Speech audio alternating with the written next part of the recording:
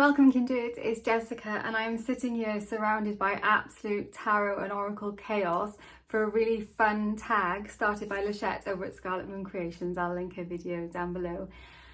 It's a tarot scavenger hunt and I'm going to invite you to take part with me if you'd like to, or I am also going to tag, I'm going to tag some people to make video responses as well at the end of the video. There's 20 prompts and I'll include those in the description as well. And basically I did the stop clock, set it off, and I went around zooming around trying to find all the different things. There was like a card with two clouds in the background, a life path card with someone sitting down, there's a whole bunch of them, a death card with a different name, things like that. There's some rules though. The rules are you can't reuse cards, but you can reuse decks. And start your timer when you're ready. Pull a card for each prompt. Do not watch to the end to see the final result. So if you play, try not to watch it. So I started watching Lashette's video because I didn't really know what it was all about. And then I had to stop it. Yeah, the main thing though is that you should leave your decks and everything where they normally are. So you don't shuffle them or check them or put them in order or anything like that. It was really hard for me not to tidy up because I was like, oh, my desk is a bit of a mess. I didn't want to be filming it like that, but I was like, no, that's the rule, so I'm going to leave it like that and I'm just going to film it as it is. So I did like a little time lapse of me finding the cards for these prompts. There were a couple that I didn't have and I pulled something slightly different to show you instead of those prompts, but yeah, there was some that I didn't have in my collection. Lashette did actually make another video, like a kind of a beginner version of it as well, with like less difficult prompts, so I'll link that video as well in the description box. But I think if you've got a few decks, I actually pulled from the same deck quite a few times because it was already out on my desk and I wanted to try and beat the clock, so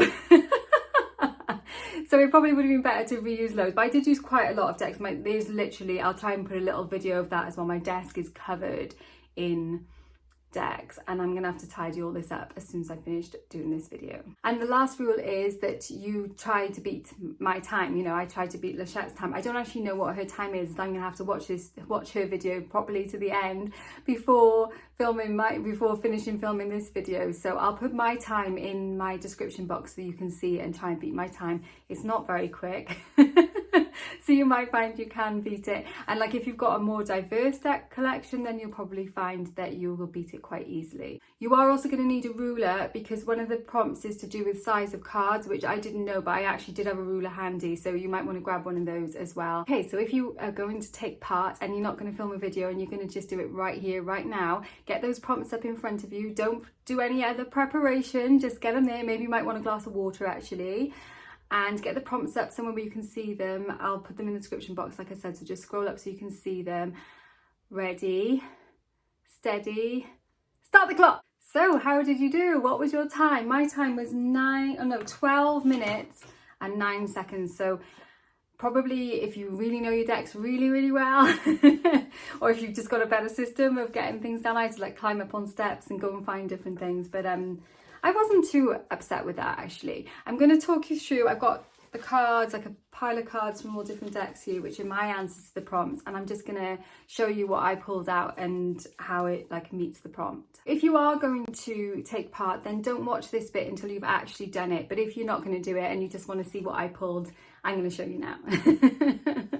So the prompt one was a card with two clouds in the background. Now I'd already seen Lashette do the first one of these before I kind of realised what it was all about.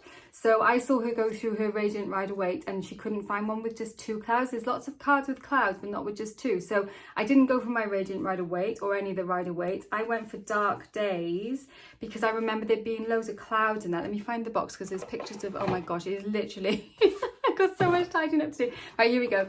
Here's the box, and even the box has got clouds on it.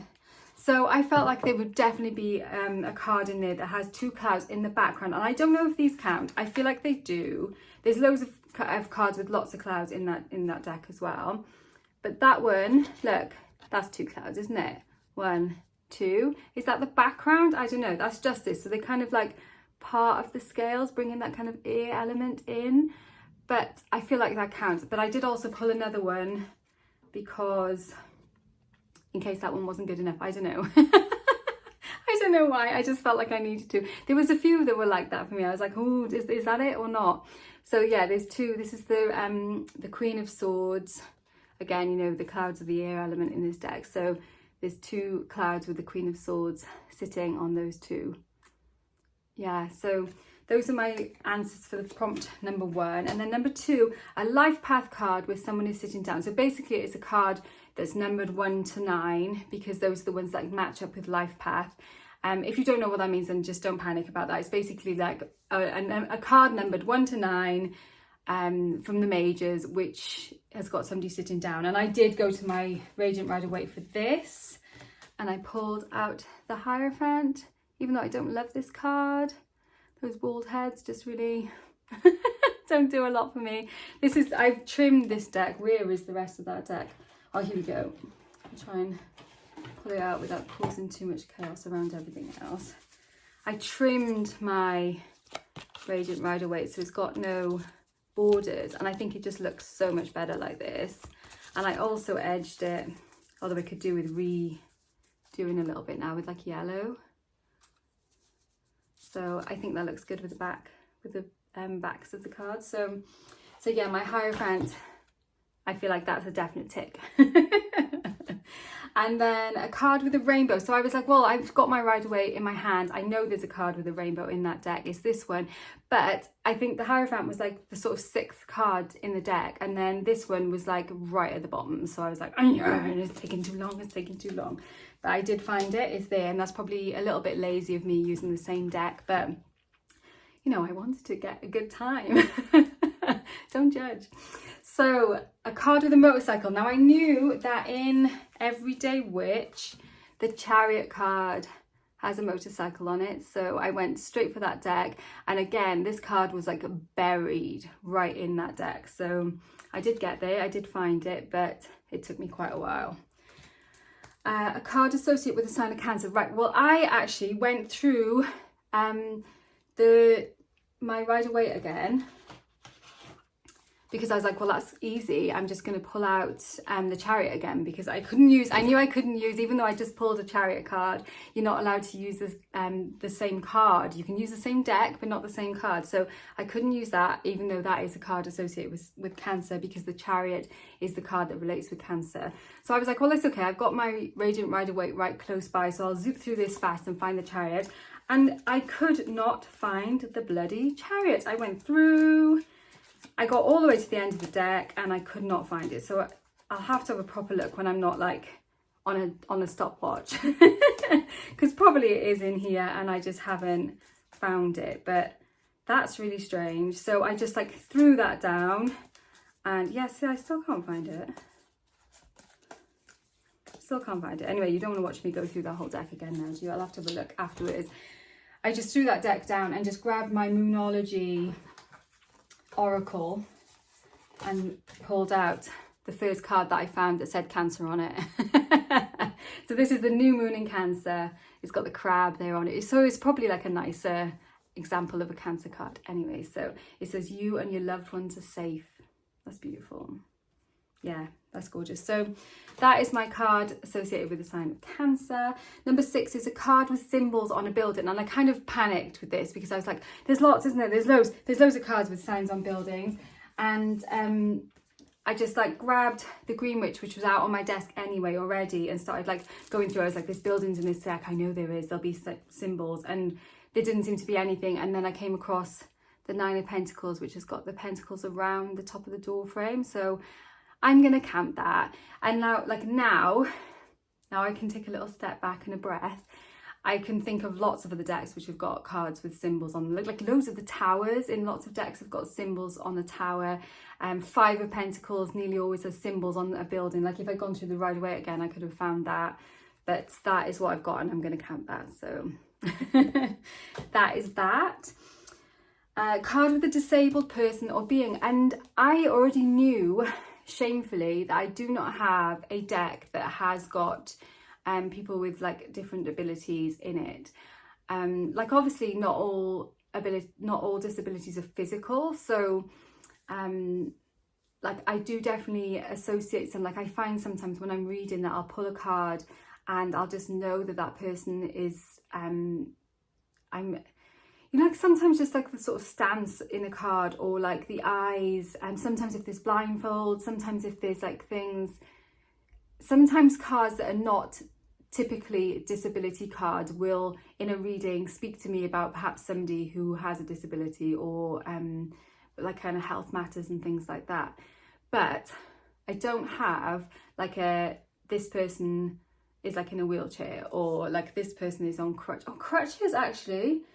There is a person, isn't there, in the Rider-Waite, in the Five of Pentacles again, isn't it, I think, who is on crutches.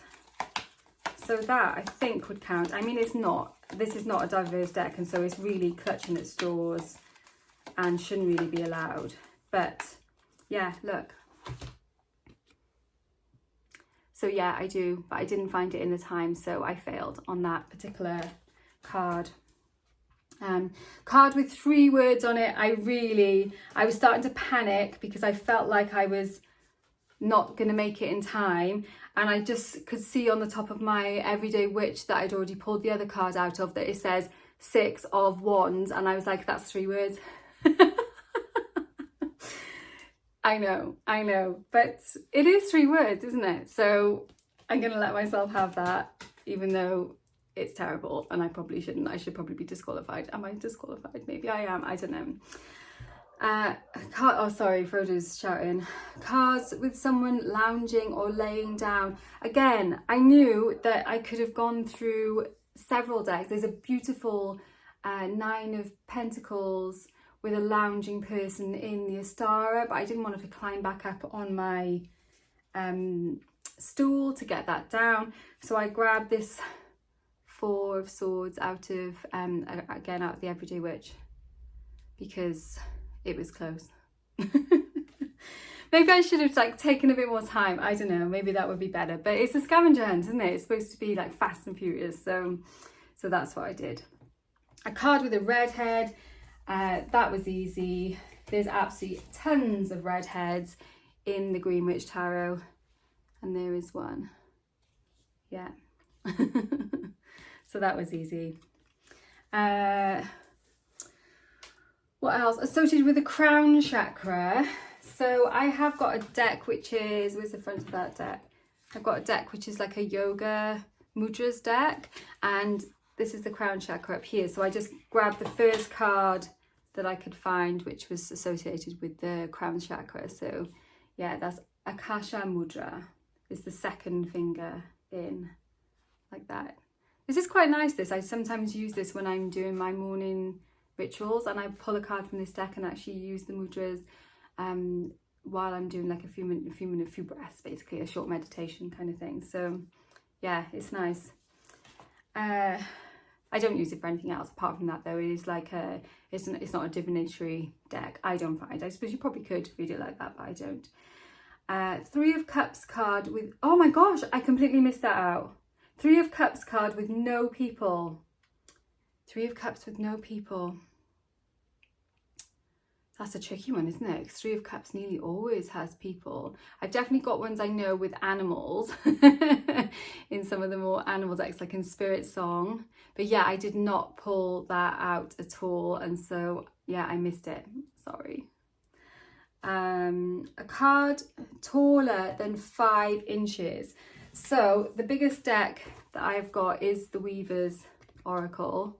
So I just grabbed that, and it is just a little bit taller than 5 inches. So winner. I'm getting knotted now with the cards I've pulled out as well.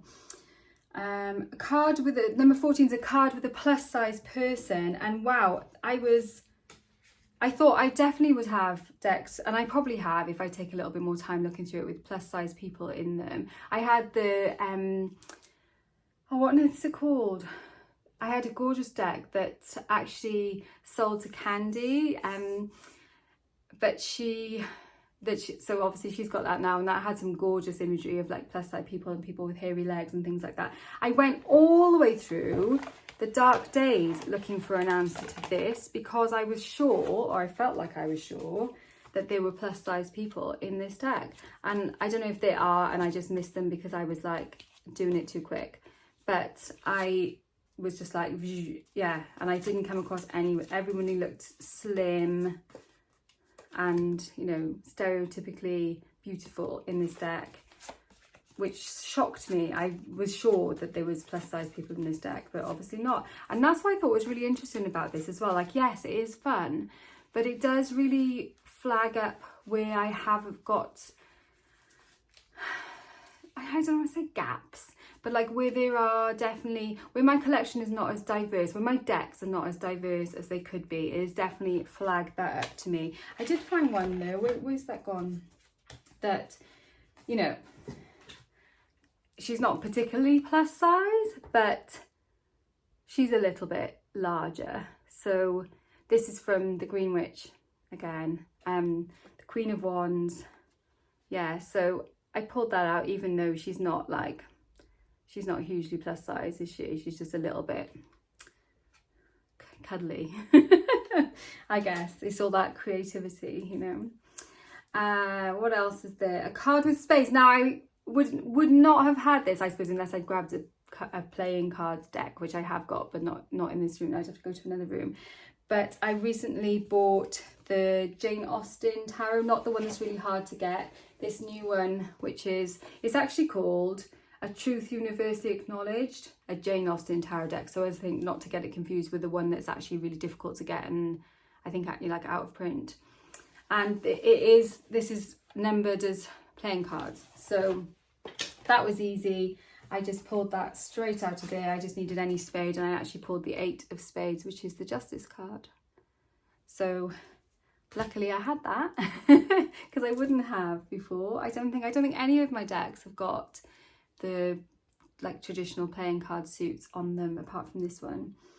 A card with a bent corner. Now I'm a kind of voracious shuffler, but if I get a deck where a card's got a bent corner, I like don't really want to use it anymore because I always know that that's there. I did have a deck which I actually passed on, which had a bent corner. I'd obviously told the person that it had a bent corner. So I did pull out to show you like a damage card. So this is from my new Tower of the Hidden Realm. I've only had it like a month. And I don't know if you can see it. Yeah, look. It's not bent on the corner, but it's like ripped. It's not all the way through, and I might be able to like smooth it back down with a little bit of glue underneath it. But you can see, yeah, there we are, look. That's better. You can see that it's ripped there. So sad. It's the Page of Swords. So I think if I stick a little bit of glue, I might be able to smooth it back down. You probably won't even notice, maybe file it a little bit. Yeah, so it's a damage card. It's not a folded corner, but it is a damage card. Number 17, a card with an animal not in my country. This was easy. I just went straight to my Jessica Swift Animal Allies. I actually grabbed the Animal Allies too, and I pulled out a pangolin, which we don't have in Wales. Yeah, my son is obsessed with these, and armadillos and anything that can kind of, you know, like twist in on itself. Hedgehogs as well. Yeah, he loves them. And affirmation card's the next one, and I just grabbed a card from the Universe Has Your Back Oracle, and like I don't know if this counts as an affirmation or not. I just pulled it out of there. This is the deck. I'll try and remember to list all the decks that I pulled from as well in the description. And it says, when I focus on my inner light, I see the world through the lens of love. So it's a bit long for an affirmation really, but you know, that counts surely, you know. I could have used, although they're not really affirmation cards. I don't use affirmation cards. Maybe I should. If you use them, let me know if you actually find them useful. I did have, what was that? I had like an affirmation deck. It was like small, like little cards before, and I just never really used them, and I gave them to somebody in Red Tent. So yeah, so I don't know. But if you use them, tell me how you use them in your practice, because I suppose I could pull one in the morning and use it. That would probably make sense. Yeah, let me know how you use them and if you have any recommendations of good ones, because the one that I had just didn't really, some of the things I was supposed to be affirming, I was like, oh no, I don't know, you know, it's like, I am following the will of the universe and stuff like that. And I was like, yeah, but also my own, you know. I need like a witchy affirmation deck. That would be really cool. So yeah, if you know one, let me know. And then 19 is a keyword or phrase which starts with the letter D. And I could have gone for the death card, which was already out on my desk, but you know, give me some kudos. I didn't do that. I went all the way through the Witchlings. Where have I put that? Which is one of Paulina Casti's oracle decks. It says deck and book set, and it's supposed to be like a spell, like little spells. And I pulled out determination. Determination is the power within to keep you from giving up on your dreams. So I love that. And it does link in with my word for this year as well. I'm finding that idea of determination is like resonant for me at the moment. So that's quite a good one to pull out. I might have to leave that out somewhere. And number 20, a death card that has a different name. And so I went with the Good Tarot because I knew that the Good Tarot is the box. That's the bottom of the box. That's the bottom of it. Where's the top of it? It is literally, everything is everywhere. There we go. There's the top of the box. And the death card in that is, you know, as in lots of decks, called Transformation. So yeah, that it's actually, the imagery in this deck is actually really beautiful. I do like to use that, especially use for people who come for a tarot but they are like having a hard time, and so it's better to have something a little bit more gentle. So I find it good for that. So that is my 20 cards from the scavenger hunt. I thought it would be fun to tag some people. Obviously no pressure at all. If you don't want to do it, then you don't have to. But I thought Jennifer Ball's Witch House, I thought would be fun because she has got lots and lots of decks to choose from. I also thought Kelly Truth in Story would be a really good person to tag. Also Kelly Bear actually. So maybe they'll be mine, and Candy. You're not getting away with that easily. Candy, Soil and Soul. So I'll put the tags for those 4 people in my description so that they will see it. Lashette tagged me, Abundant Life Tarot, Sammy, Samantha Menzo and Kyra Getchell. I don't think anyone else has done it yet, but she's only had it up. I think it was only last weekend that she put the tag out, so it's early days. But if I haven't tagged you, don't take that as you can't do it. Feel free to do it. It's really good fun. And it really got me thinking about my collection in a different way as well, so that was useful. I'll be looking out more for like plus size and like I already knew that I haven't got good representatives of like diverse kinds of bodies.